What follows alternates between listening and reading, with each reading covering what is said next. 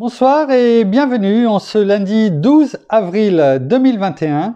Et nous en sommes arrivés ce soir à la méditation numéro 388 et plus particulièrement à la méditation numéro 102 dans le livre de l'Apocalypse que nous méditons depuis le début de cette année.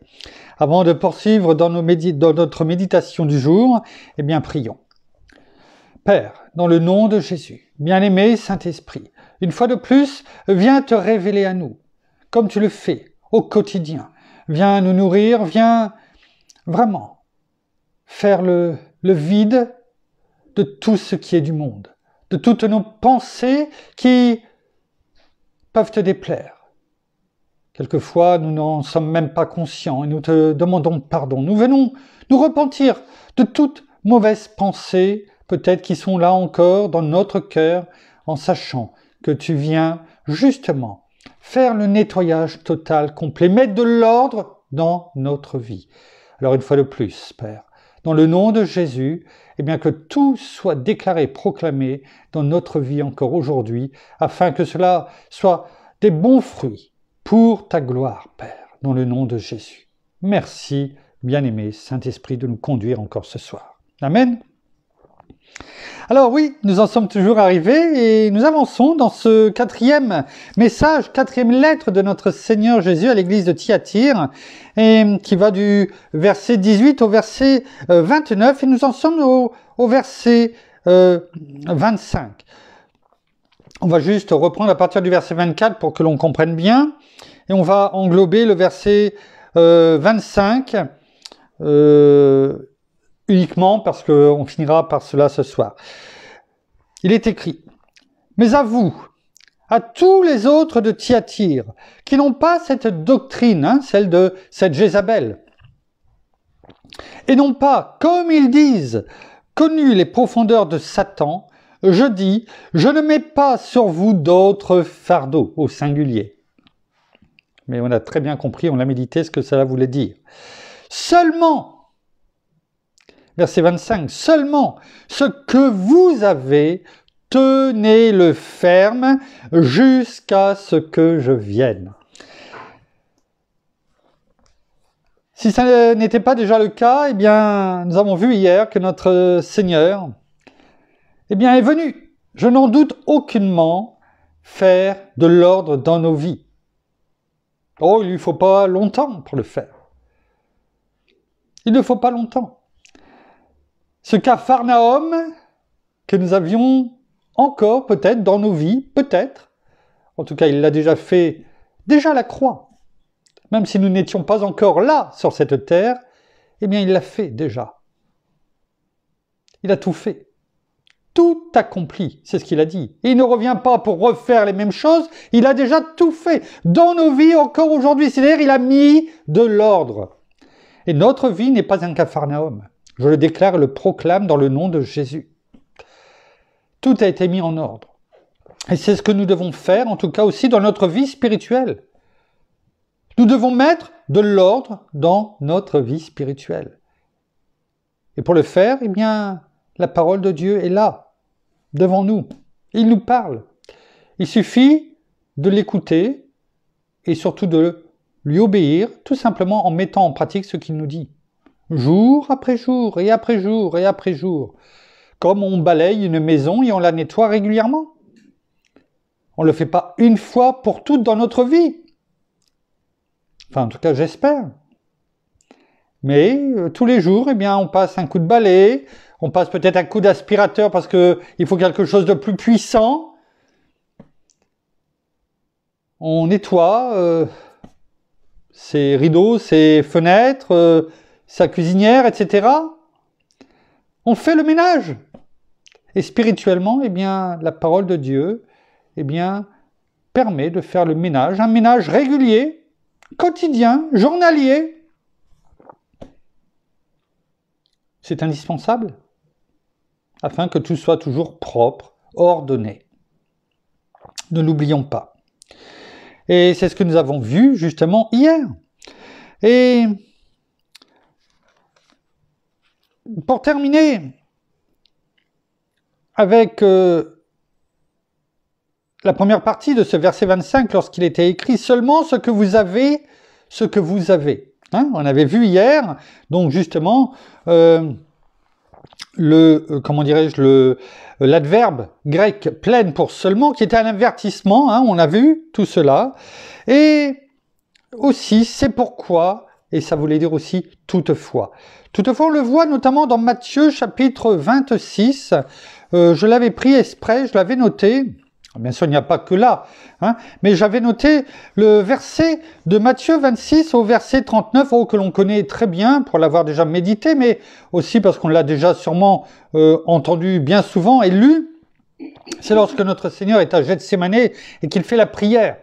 Là où, eh bien, et on l'a vu il n'y a pas longtemps, hein, pendant la semaine de Pâques, eh bien, où il est dit... Puis il s'avança un peu, se jeta la face contre terre et pria ainsi. « Mon Père, s'il est possible que cette coupe s'éloigne de moi.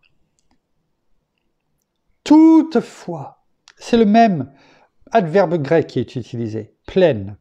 Hein, en outre, mais, c'est-à-dire l'avertissement. Néanmoins, c'est pourquoi toutefois. C'est le même mot. Alors quand on voit que notre Seigneur nous dit dans sa parole, au verset 25 de l'Apocalypse 2, ce que vous avez, eh bien, c'est le même mot qu'il utilise pour avez que là, quand il parle de toutefois, non pas comme je veux, mais comme tu veux. C'est-à-dire non pas ce que je pense, ce que je veux faire, ce qui me plairait de faire. Pour différentes raisons. La peur, l'angoisse, le plaisir aussi. Hein, c'est les deux côtés de la pièce de monnaie ou du billet. Et là, notre Seigneur nous montre eh bien, ce que vous avez.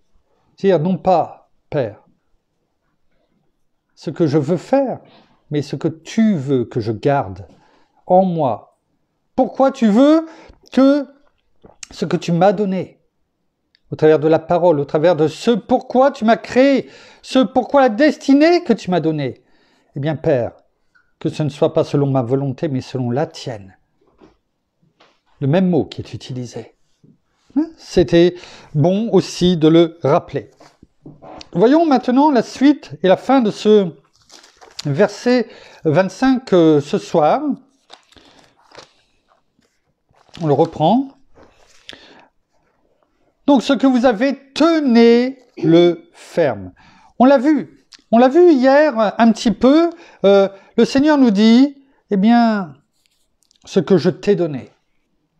Au travers de ma parole, au travers de mon enseignement, au travers de mon caractère, c'est-à-dire les fruits de l'esprit, hein, notamment, au travers de tout ça, au travers de ce que la parole, au travers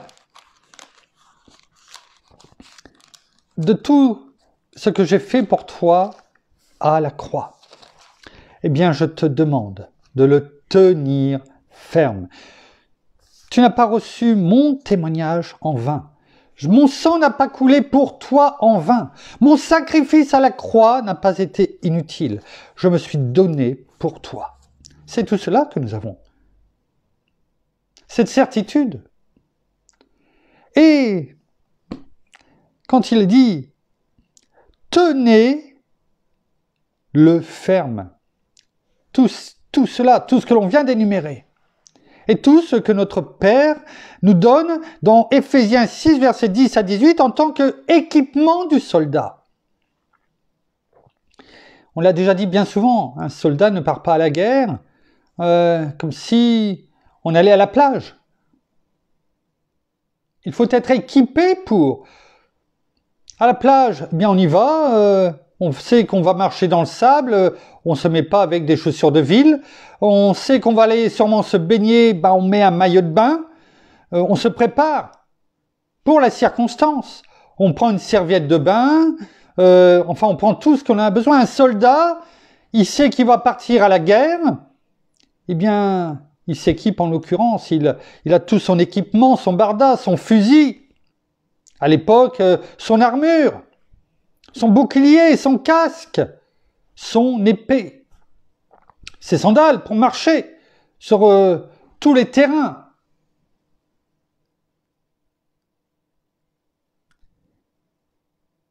Cet équipement du soldat, eh bien, nous le voyons à partir du verset 13 dans Éphésiens chapitre 6. Et c'est là où notre Seigneur, eh bien, nous dit, vous savez, je dis l'adverbe grec pleine, hein, ce que pour désigner, eh bien, seulement. Hein, pour, comment dirais-je, désigner l'adverbe seulement, c'est-à-dire cet avertissement. Eh bien, on a dit que ça voulait dire aussi toutefois. C'est pourquoi toutefois. Eh bien, vous savez, quand notre Seigneur, à partir du verset 13, notre Père nous donne l'équipement du soldat. Vous savez par quoi ça commence? Eh bien, ça commence par le verset 13, c'est pourquoi. Il n'y a jamais de hasard avec Dieu. Jamais de hasard. Quand il nous dit seulement ce que vous avez, tenez-le ferme, eh bien, il nous le rappelle ici, parce que c'est le même adverbe grec qui le désigne. C'est pourquoi prenez toutes les armes de Dieu afin de pouvoir résister dans le mauvais jour et tenir ferme après avoir tout surmonté. Verset 14. Tenez donc ferme. Ayez à vos reins la vérité pour ceinture, revêtez la cuirasse de la justice, mettez pour chaussures à vos pieds les bonnes dispositions que donne l'évangile de paix. Prenez en toutes circonstances le bouclier de la foi. Ça nous donne l'invincibilité, le bouclier de la foi. Hein, afin, le bouclier de la foi avec lequel vous pourrez éteindre tous les traits enflammés du malin. Tous les traits. Il n'y en aura pas un seul qui passera. Hein? Prenez aussi le casque du salut et l'épée de l'esprit qui est la parole de Dieu. Ne pas oublier de prier. Priez en tout temps. Par l'esprit. Avec toutes sortes de prières et de supplications. Veillez-y avec une entière persévérance. Une entière persévérance. Il ne nous demande pas d'être persévérant, un petit peu, etc., quand on a le temps, quand on y pense. Non, avec une entière persévérance. Mais aussi de prier pour tous les autres, les frères et sœurs, tous les saints. Plusieurs fois, dans la parole, à partir du verset 10, il nous est demandé de nous fortifier, de tenir ferme. Plusieurs fois. C'est ce qu'il a dit dans Apocalypse 2, dans l'église, le message à l'église de Thyatire, il nous le répète. Tenez-le ferme. Et pour tenir ferme tout cet enseignement, eh bien, il nous dit, il faut être équipé.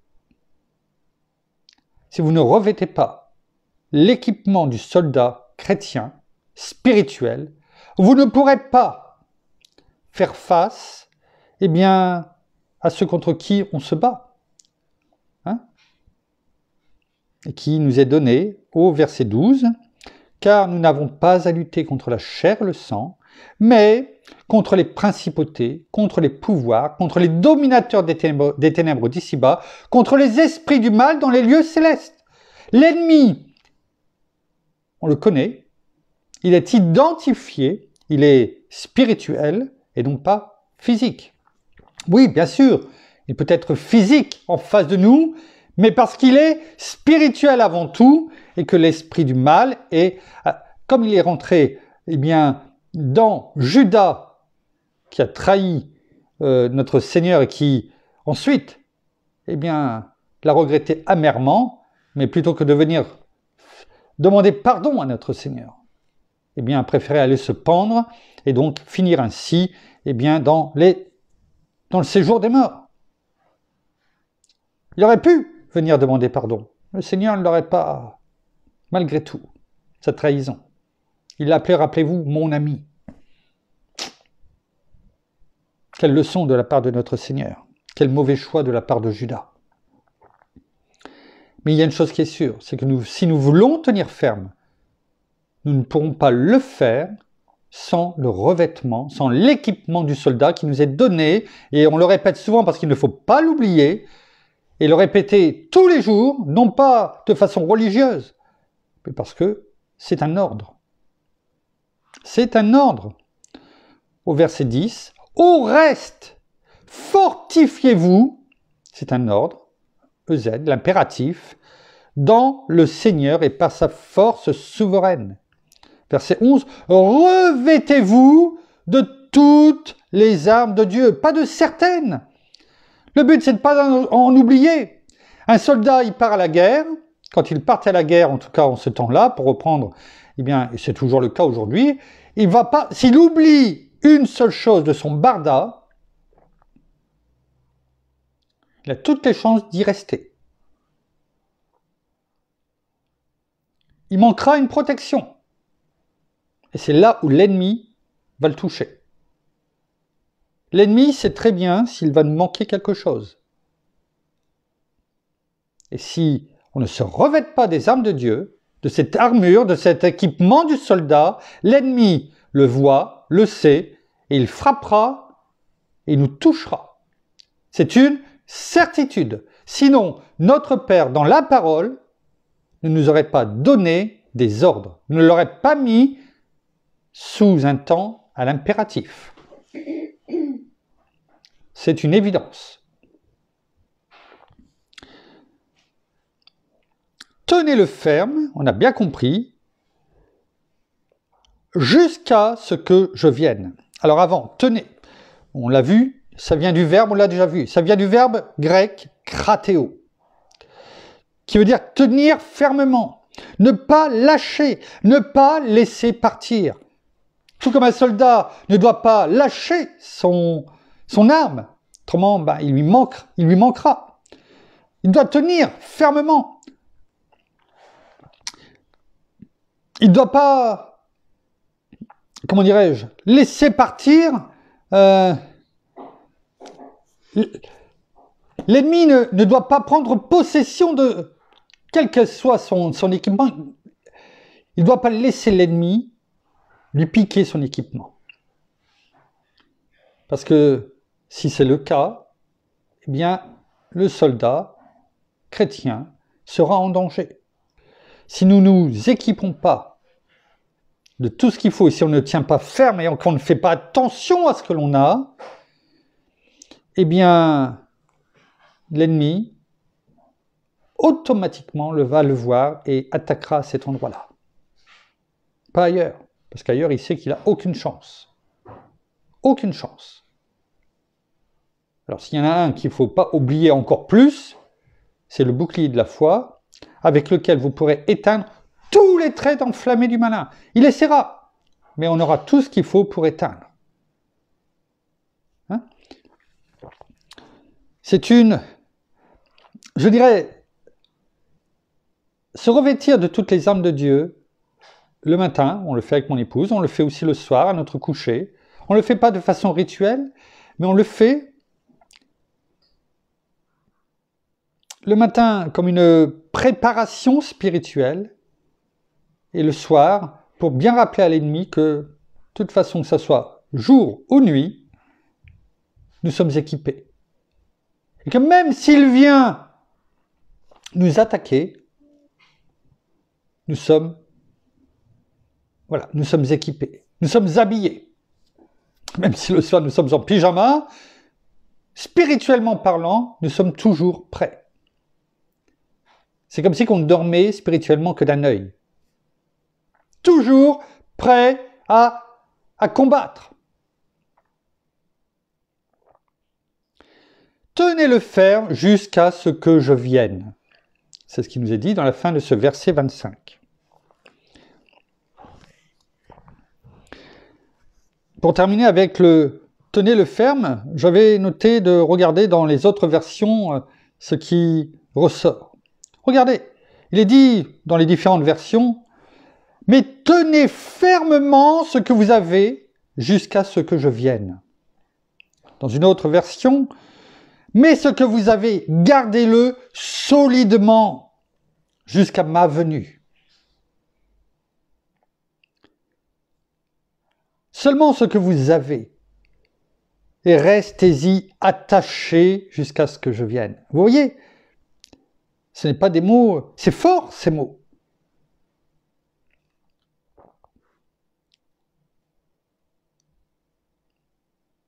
Seulement ce que vous avez, retenez-le jusqu'à ce que je vienne. On voit bien l'importance de conserver ce que l'on a. Et si cette importance de conserver ce que l'on a est aussi importante aux yeux de Dieu, aux yeux de notre Seigneur qui nous le dit, dans ce verset 25, eh bien c'est que nous devons tout faire pour justement lui obéir. Et si on veut le faire, eh bien, toutes les armes du soldat, tout l'équipement se retrouve dans ces versets, eh bien, à partir du verset 10 de ce chapitre 6 d'Éphésiens, jusque le verset 18-19, en englobant, eh bien, nos frères et sœurs, pour qui on prie. C'est indispensable, c'est le fondement, parce que dans cet équipement, on a tout. On se revêt de notre Seigneur totalement. Je préférais qu'on prenne le temps de bien comprendre le lien de cause à effet. La fin donc de ce verset, jusqu'à ce que je vienne, on vient le voir un petit peu, et là, eh bien, on a pu comprendre, là c'est clair, c'est-à-dire retenir, là c'est ce que le Seigneur lui dit, jusqu'à ce que je vienne, c'est-à-dire retenir jusqu'à la fin. Jusqu'à ce que je vienne, c'est-à-dire jusqu'à la fin, c'est-à-dire jusqu'à mon avènement, jusqu'à ce que je revienne. Et ça, c'est la fidélité des serviteurs de Dieu. Si on n'arrive pas à tenir et à être fidèle jusqu'à ce que notre Seigneur revienne, c'est qu'on n'a pas réussi à finir la course.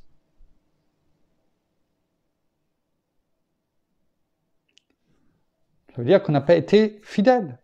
C'est comme si que notre Seigneur avait été jusque là, Gethsémane, avait été emprisonné, avait commencé à souffrir, et puis, aurait fait marche en arrière, ou aurait demandé ces 12 légions d'anges dont on a parlé il n'y a pas si longtemps, et tout se serait arrêté.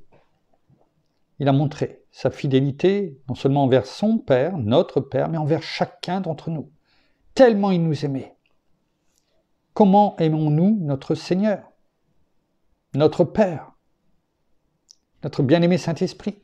Comment aimons-nous notre Seigneur qui s'est donné pour nous? C'est en tant que serviteur de Dieu, c'est notre fidélité. Et nous devons tenir ferme. On peut le voir dans Jean. Dans Jean 14, chapitre 14, verset 2. Jusqu'à ce que je vienne. Mais est-ce qu'on est sûr que notre Seigneur va revenir? Oui. Regardez ce qu'il dit au verset 2 du chapitre 14 aux disciples, mais à chacun d'entre nous. Que dit-il? Il y a beaucoup de demeures dans la maison de mon Père. Sinon, je vous l'aurais dit. C'est-à-dire, s'il n'y avait rien eu, s'il n'y avait pas de la place pour chacun d'entre vous, je vous l'aurais dit. Je vous aurais pas menti. Car je vais vous préparer une place. Quand on prépare une place à quelqu'un, c'est parce qu'on sait qu'on va l'accueillir. Quand on doit accueillir quelqu'un, on lui prépare la chambre, etc. Ou on prépare le repas, on lui prépare la chambre pour qu'il reste. Le Seigneur le dit. Il y a de la place, et en plus, je vais vous la préparer. Il nous le dit aussi dans 1 Thessaloniciens, chapitre 4, versets 16 et 17. Va-t-il revenir? Oui. Il est écrit, car le Seigneur lui-même a un signal donné à la voix d'un archange, au son de la trompette de Dieu, descendra du ciel, et les morts en Christ, on a parlé de ça, ceux qui sont encore dans le séjour des morts, mais du bon côté, dans le sein d'Abraham. Et les morts en Christ ressusciteront en premier.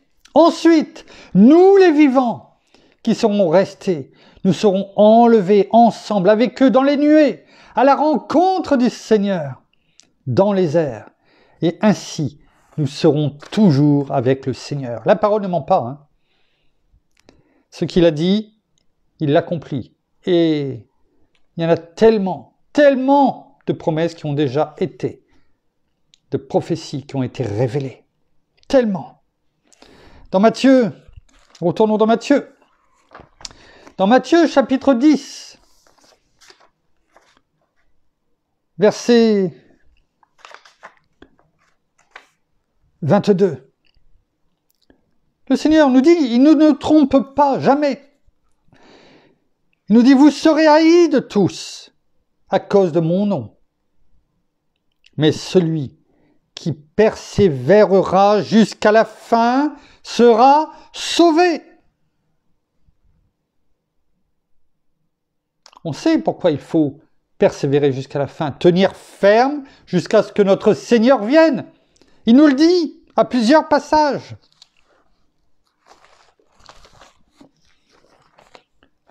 On va même anticiper, pas de beaucoup, dans l'Apocalypse 3, le chapitre qui suit, au verset 11, il est écrit « Je viens bientôt ». Tiens ferme ce que tu as, afin que personne ne prenne quoi? Ta couronne, la couronne des vainqueurs, de ceux qui auront franchi la ligne et qui auront été fidèles.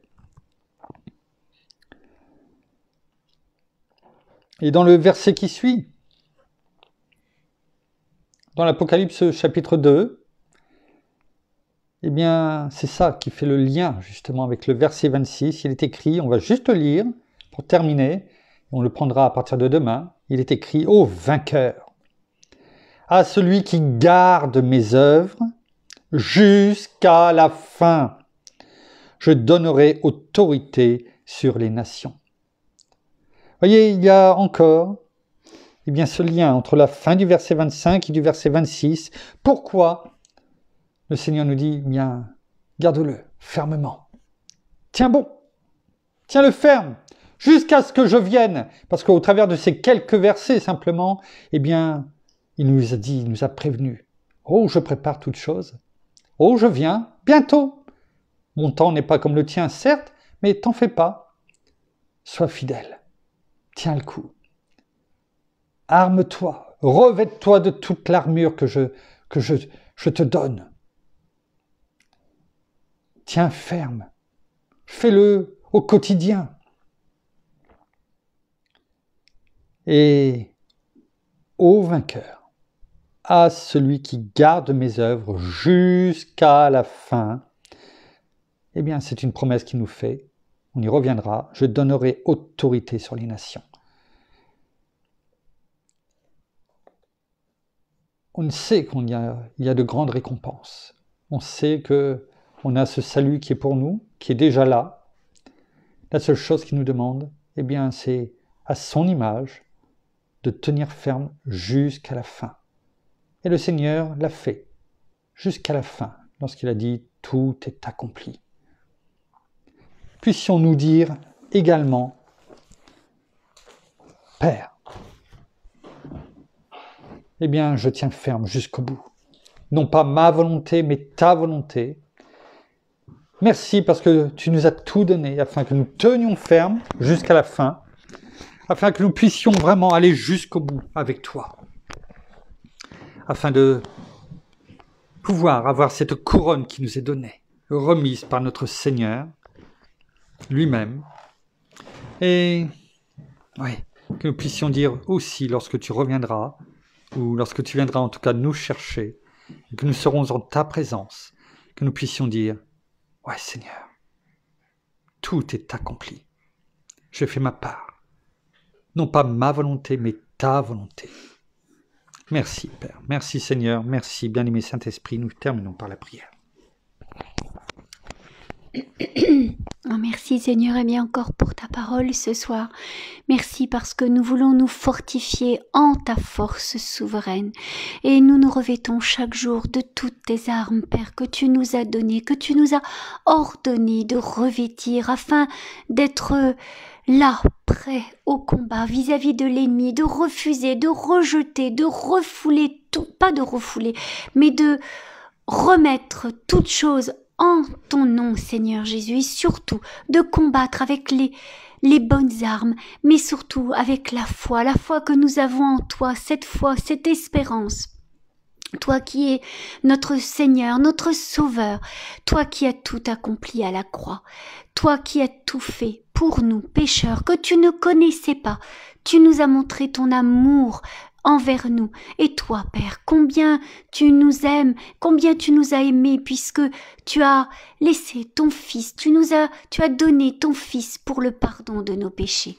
Alors combien nous voyons, combien tu nous aimes. Alors c'est à nous aussi, au jour d'aujourd'hui, eh bien tout simplement de te remercier, de te louer, de t'honorer et de te montrer combien nous aussi, nous t'aimons chaque jour encore plus parce que nous voulons te connaître encore plus. Alors oui, nous savons que nous avons besoin, eh bien, de nous approcher de toi, nous avons besoin de te connaître, nous avons besoin d'être lavés constamment, eh bien, de nos péchés que nous pouvons commettre sciemment ou pas, selon peut-être dans nos actions, dans nos paroles, mais tout simplement, eh bien, d'être là, près de toi et de toujours regarder à toi, de toujours être là pour tout ce que tu nous demandes de faire pour toi et d'être ces témoins dans le monde, dans ce que nous vivons, dans notre village, dans notre travail, dans nos familles, dans notre couple,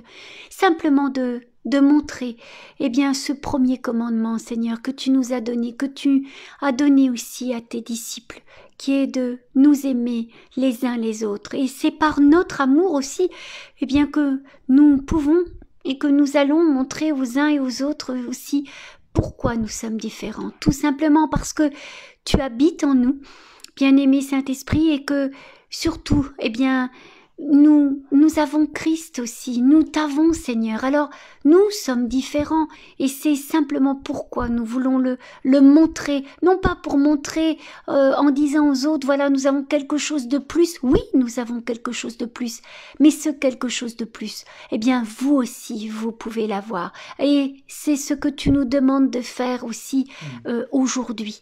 Alors soyez tous armés, frères et sœurs, et surtout, eh bien, soyez tous revêtis de toutes ces armes, afin non seulement, eh bien, de combattre, mais aussi, eh bien, d'avoir toutes ces armes défensives, mais aussi offensives, qui est la parole de Dieu, bien sûr. Alors, soyez tous solidement et fermement armés dans la foi en notre Seigneur Jésus-Christ, dans le nom de Jésus, et soyez tous abondamment bénis. Amen. Amen. Merci. Merci. Voilà, la méditation se termine pour ce soir. Nous vous bénissons abondamment de toutes les bénédictions spirituelles dans les lieux célestes en Christ. Nous saluons nos amis au Québec, au Canada, en francophonie, en France, à Paris et tout autour de chez nous. Et nous vous souhaitons à toutes et à tous une bonne fin de journée pour certains, une bonne soirée pour d'autres, en tout cas un très bon appétit et une très bonne nuit dans la paix de notre Seigneur à toutes et à tous, quel que soit le décalage horaire. Et en tout cas, en ce qui nous concerne, nous vous donnons rendez-vous demain au même endroit, à la même heure. En tout cas, nous serons présents, si Dieu le veut. À demain. Au revoir.